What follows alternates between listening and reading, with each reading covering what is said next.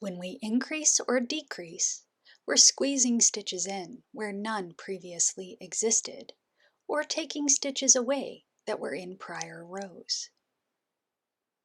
Here are some make one right increases. Following a row across, we can see an angle is introduced.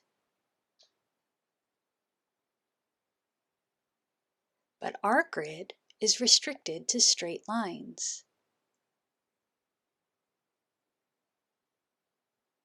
You can think of no stitches as a void. Imagine cutting them out with scissors and taping the resulting chart together to get your knitted fabric. When you come to a no stitch, remember there's no stitch there. Ignore it and move to the next stitch on the chart.